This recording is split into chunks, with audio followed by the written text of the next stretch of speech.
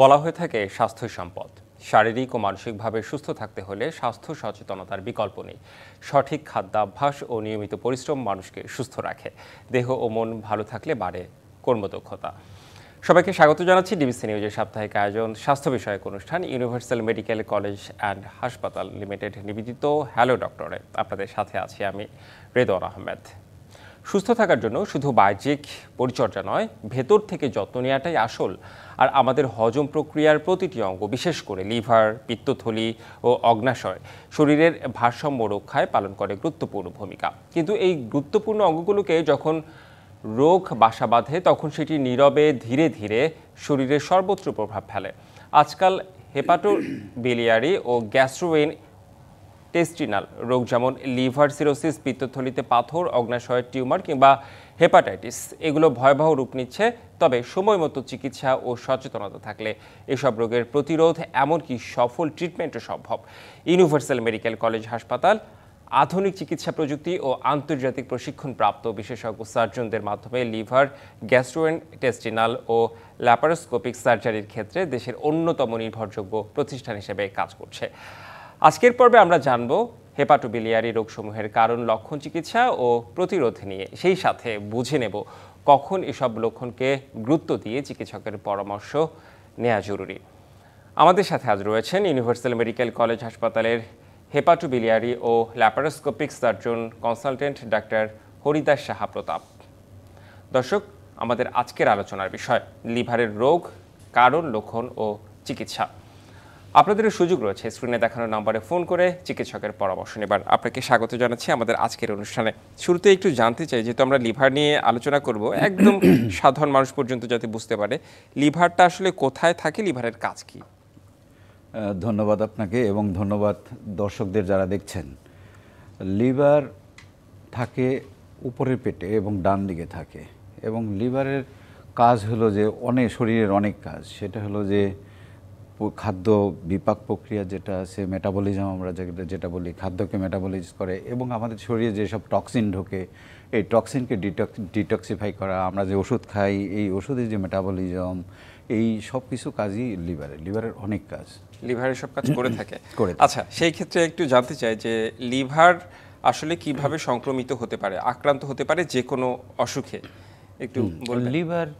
Liver বিভিন্ন ভাবে আক্রান্ত হতে পারে। সেটা অনেক সময় জন্মগত ত্রুটির কারণে লিভার আক্রমণ হতে পারে, যে জন্মগত ত্রুটি, জেনেটিক যে কারণ, সে কারণে আক্রান্ত হতে পারে। আর কিছু আছে এনভায়রনমেন্টাল কারণে হতে পারে, যেমন আমাদের হেপাটাইটিস কিছু আছে ইনফেক্টিভ হেপাটাইটিস A-E, এবং আমাদের কিছু আছে ব্লাডবোর্ন হেপাটাইটিস বি, সি, ভাইরাস যেটা আছে, ভাইরাসজনিত কারণে আক্রমণ হতে পারে। আর বিভিন্ন খাদ্যাভ্যাসের কারণে আক্রমণ হতে পারে।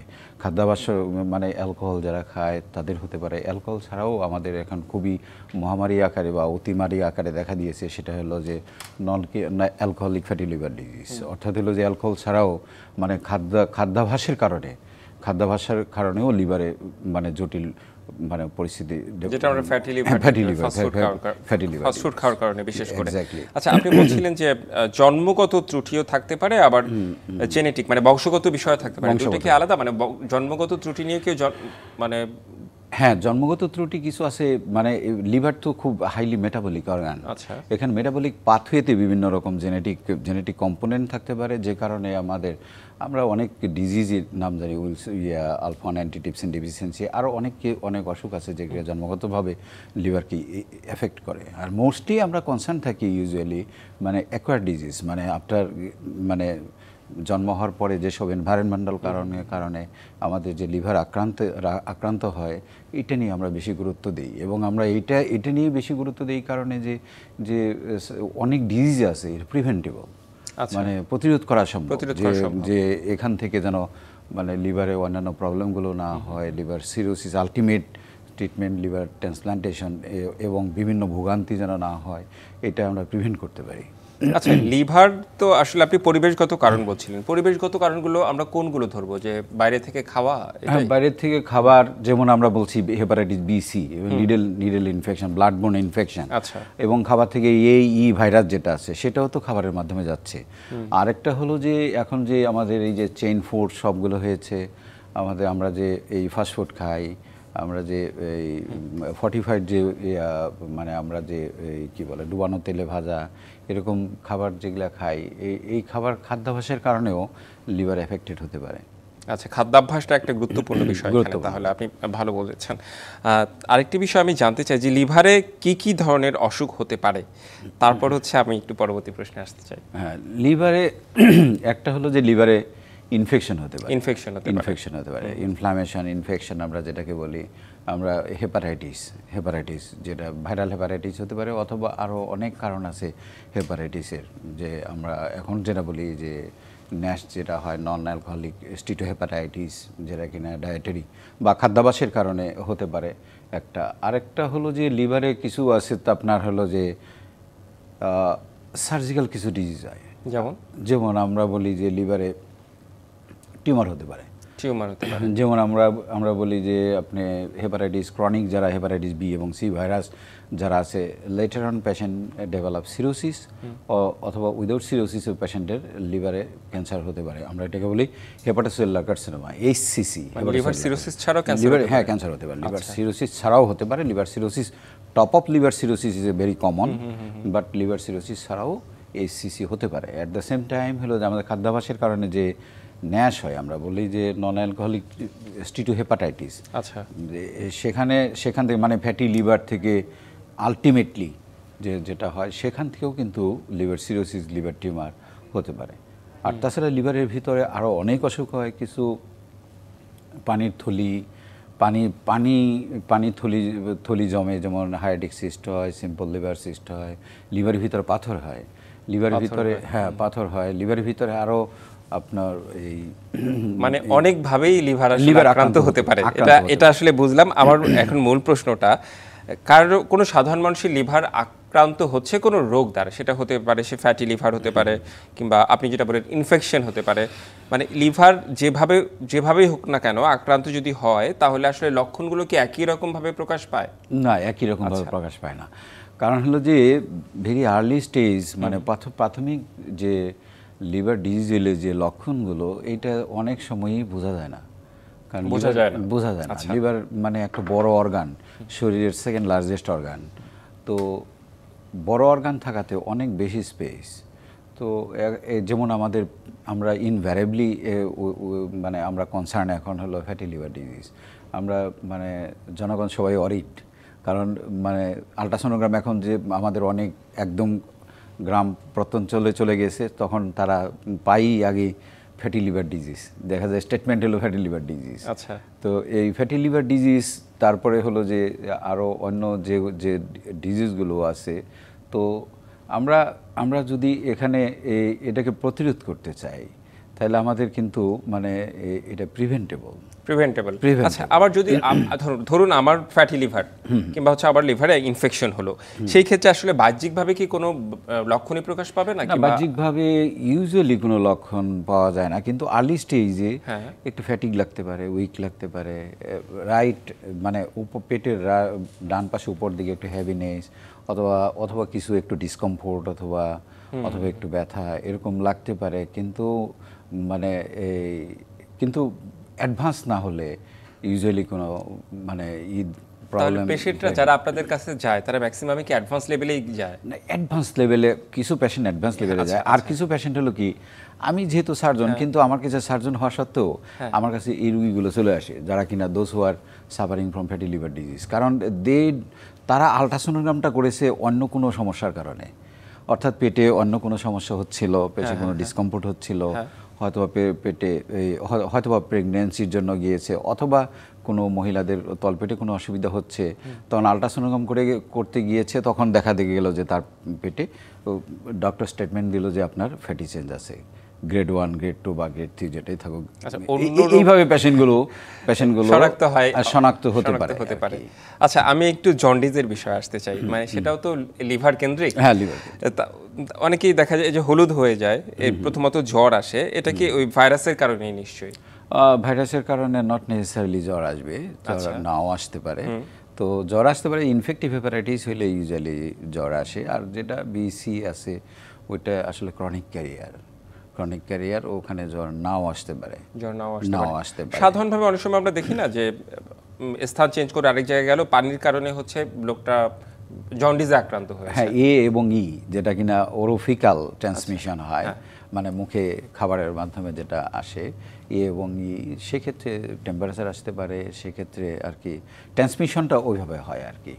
ট্রান্সমিশনটা ওইভাবে হয়, তখন তার শারীরিক পরিবর্তন লক্ষণ দেখা হ্যাঁ হ্যাঁ, জন্ডিস দেখা দিতে পারে। আচ্ছা, আপনি প্রতিরোধের কথা বললেন, সেই সংশ্লিষ্ট বিষয়ে তো আলোচনা করবোই, আর লিভারকে ভালো থাকার জন্য কি করতে হয়, সার্জারির ক্ষেত্রে কি করতে হয়, সেই সব বিষয় নিয়ে কথা বলতে চাই। একটা বিরতিতে আমাদের যেতে হবে।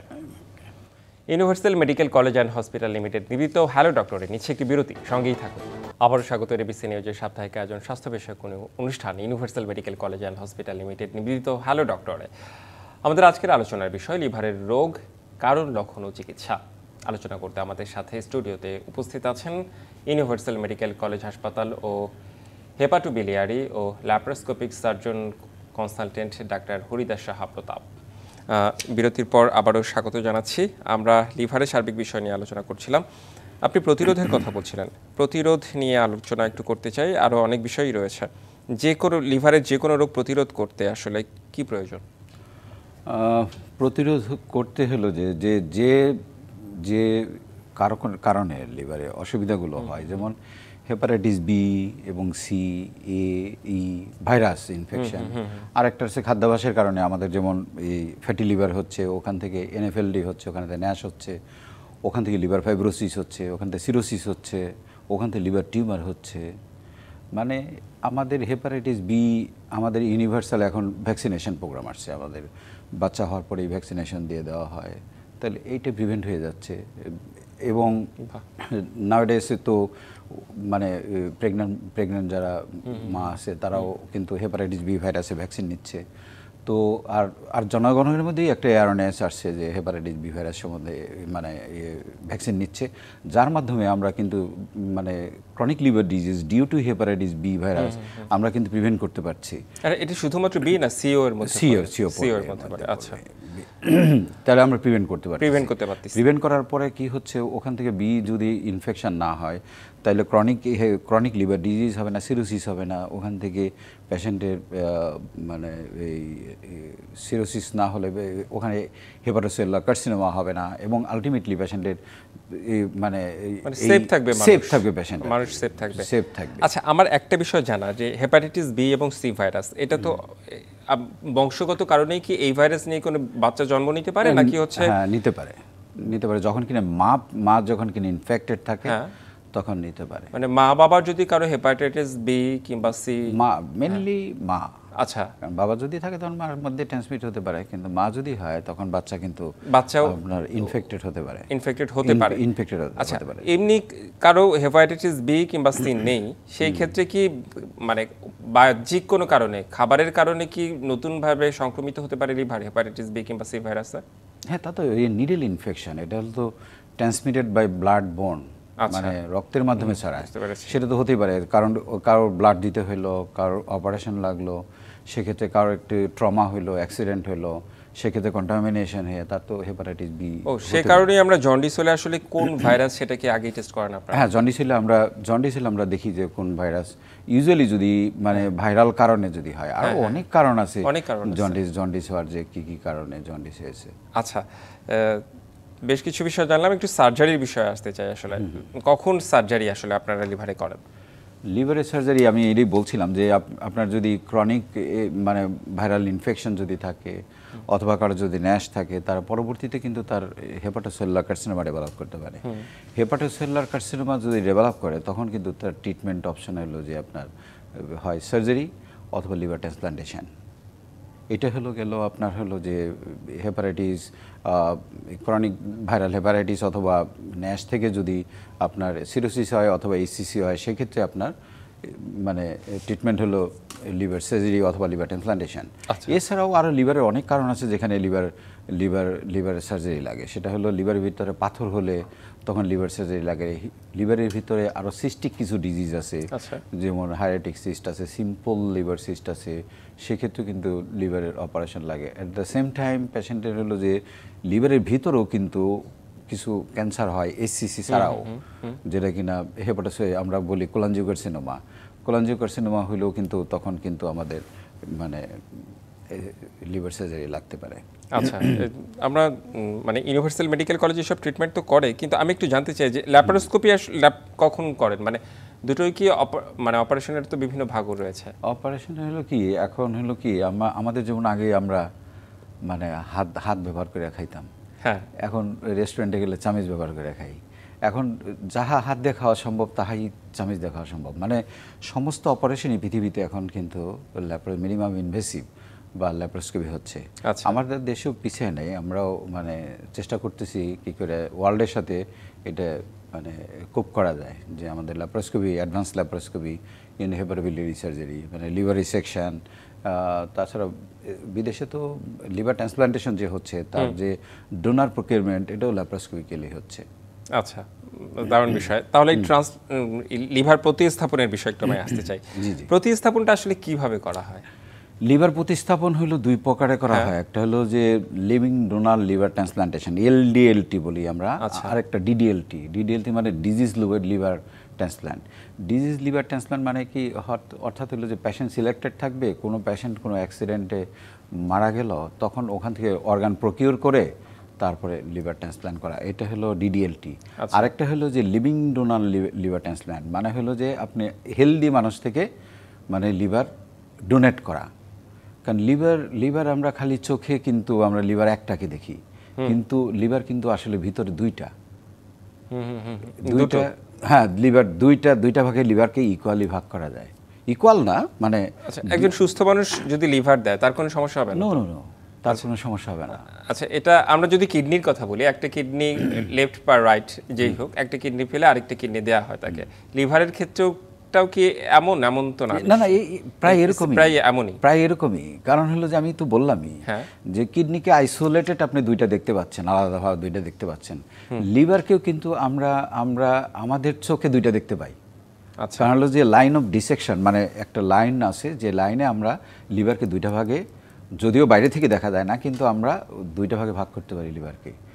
লিভারকে ভাগ করে আমরা লিভার ট্রান্সপ্লান্ট করতে পারি। কারণ হলো যে নর্মাল লিভার আপনি 70% অফ দ্য লিভার যদি এক্সারসাইজ করা যায়, 30% লিভার দিয়ে লাইফ ইজ পসিবল। আচ্ছা, একটু কমন জানতে চাই, মানে নর্মালি কমনলি আসলে ডাক্তারদের কাছে লিভারের অসুখ নিয়ে মানে কোন ধরনের অসুখ নিয়ে যায়? ইনফেকশন, ফ্যাটি লিভার, কি বলে, অভিজ্ঞতা কি বলে? এখন হলো কি, আমি তো সার্জন। হ্যাঁ, সার্জন আপনি। আমি যেহেতু সার্জন, আমার কাছে বিশেষ করে রেফার্ড রোগী বেশি যায়। তো যা হোক আর কি, কিন্তু ক্লিনিক্যালি যে পেশেন্টগুলো যায়, জন্ডিস নিয়ে পেশেন্ট বেশি যায়। জন্ডিস নিয়ে পেশেন্ট বেশি যায়। জন্ডিস নিয়ে বেশি যায়, সেটা হেপাটোসেলার মানে লিভারের কারণে জন্ডিস হইতে পারে, অথবা অন্য কোনো কারণে জন্ডিস, অন্য কোনো কারণে। যেমন আমরা বলছি যে লিভার মানে অপারেশন করতে হয়। গলব্লাডার ক্যান্সারেও কিন্তু আমরা লিভার কাটি। গলব্লাডার ক্যান্সারেও আমরা কিন্তু পার্ট অফ দি লিভার কাটা হয়, সেখানেও ওখানে কিন্তু জন্ডিস হতে পারে। ওখানেও জন্ডিস হতে পারে। আমার কাছে আসলে অনেক প্রশ্ন ছিল, কিন্তু সময়ের অভাবে আসলে এত জানা সম্ভব নয় এই মুহূর্তে। আমি একটু জানতে চাই, লিভার ভালো থাকার জন্য কি কি খাওয়া যেতে পারে, মানুষ হেলদি লাইফ জীবনযাপন কেমন করতে পারে? হ্যাঁ, লিভার হেলদি রাখার জন্য আসলে মানে আমাদের এখন অনেক ধরনের এই যে রেস্টুরেন্ট যেগুলো আছে, যেখানে মানে জাঙ্ক ফুড বিশেষ করে আছে, কোল্ড ড্রিঙ্ক যেগুলো আছে, বেভারেজ যেগুলো আছে, এগুলো অ্যাভয়েড করতে হবে। আর কোন খাবারের পরামর্শ আছে? যে খাবারের পরামর্শ হলো গ্রিন লিফি ভেজিটেবলস খেতে হবে। আচ্ছা, আর মানে বিন টাইপের যেগুলো বেশি খেতে হবে। মানে কার্বোহাইড্রেট কমাই দিতে হবে, রেড মিট কমাই দিতে হবে। আচ্ছা, তাহলে লিভার ভালো থাকবে। আরো অনেক ওয়ে আছে। আর এক্সারসাইজ করতে হবে, এটা আইডিয়াল বডি ওয়েট মেইনটেইন করতে হবে। আপনাকে অনেক ধন্যবাদ আমাদের আজকের অনুষ্ঠানে যুক্ত হওয়ার জন্য এবং পরামর্শ দেওয়ার জন্য। দর্শকদের ধন্যবাদ। Universal Medical college and hospital limited নিবেদিত হ্যালো ডক্টরে এই ছিল আমাদের আজকের মতো। সঙ্গেই থাকুন।